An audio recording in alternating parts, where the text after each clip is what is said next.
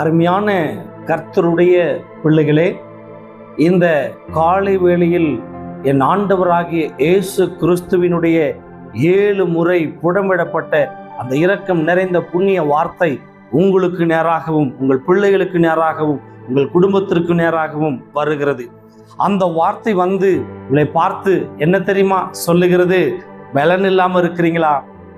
அந்த பலத்தால் இடைக்கட்ட ஒருவரும் இல்லையே நினைத்து கொண்டிருக்கிறீங்களா? எங்களை பலப்படுத்த யாரால முடியும்?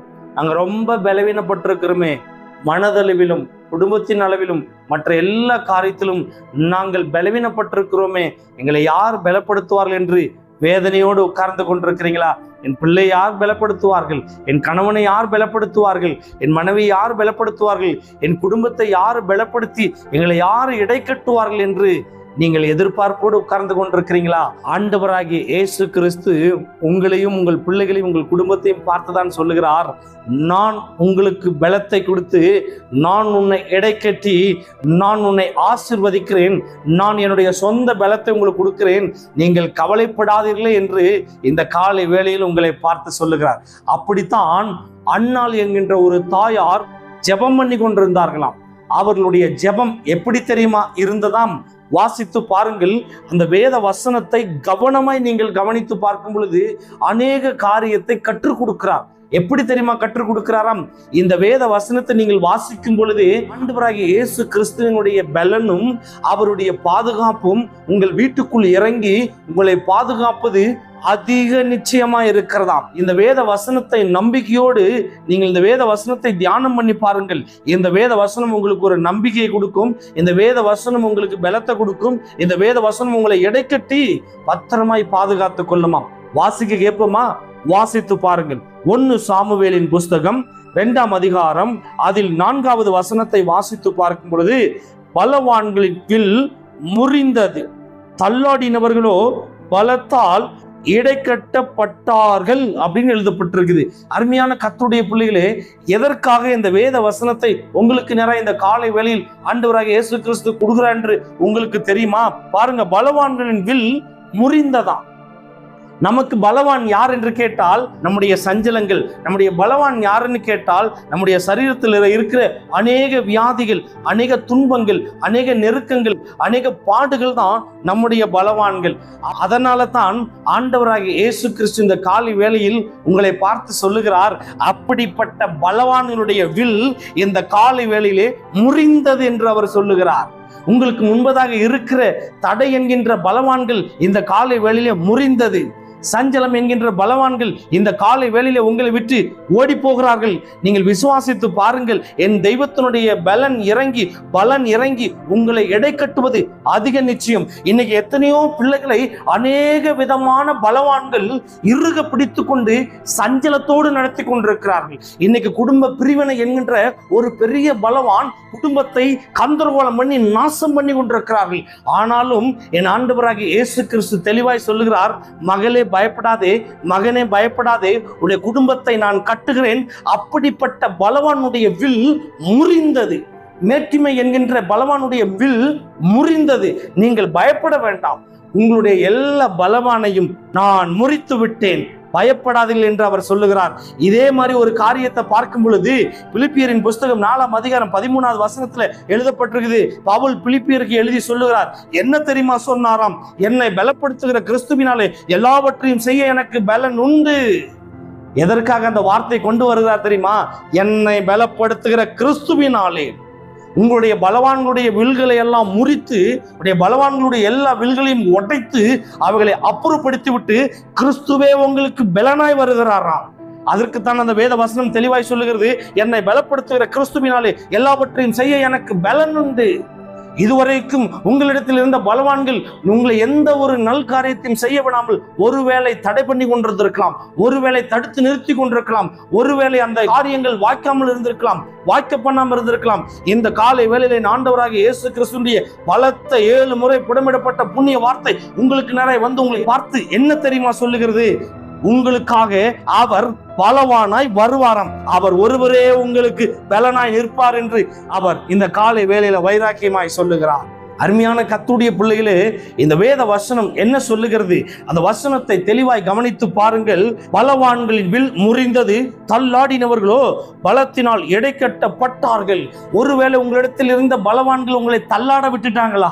நீங்க தள்ளாடி தடுமாறி நீங்க எங்க போவதே என்று தெரியாமல் அலைந்து திரிந்து கொண்டிருக்கிறீர்களா? உங்களுடைய தள்ளாடுகிற கால்களை என் ஆண்டவர் திடப்படுத்துவார். எங்க போவதென்று தெரியாமல் தடுமாறி கொண்டிருக்கிறீங்களா? தடமாறி கொண்டிருக்கிறீங்களா? அவர் ஒருவரே உங்களுக்கு பலவானாய் வந்து உங்களுடைய எல்லா தள்ளாடுகிற முழங்காலும் என் ஆண்டவர் உறுதிப்படுத்த போகிறார், உங்களை நிலைநிறுத்த போகிறார். இதுவரைக்கும் இருந்த தடைகள் இயேசுவின் நாமத்திலே உடைய போகிறது. பயப்படாதீர்கள். உங்களுக்காகத்தான் இந்த வார்த்தை வந்து கொண்டிருக்கிறது. இந்த வார்த்தை உங்களிடத்தில் வந்து உங்களை நிச்சயமாய் சொல்லுகிறது, நான் உங்களை எடை கட்டுகிறேன், நான் உங்களை ஆசீர்வாதத்தின் கட்டினால் எடை கட்டுகிறேன், நன்மையின் கட்டினால் எடை கட்டுகிறேன், சுகத்தின் கட்டினால் எடை கட்டுகிறேன், அநேக மாற்றத்தின் கட்டினால் எடை கட்டுகிறேன், அநேக மனுஷங்கள்ல தயை கிடைக்க பண்ணி உங்களுக்கு எடை கட்டுகிறேன் என்று இந்த காலை வேளையில் என் ஆண்டவராகிய இயேசு கிறிஸ்துவினுடைய புனித வார்த்தை உங்களுக்கு நிறைய வந்து கொண்டிருக்கிறது. பயப்படாதீங்க. இந்த செய்தியை பார்க்கிற ஒரு மகளை நான் பார்க்கிறேன். உன்னுடைய பெயர் மின்னரசி.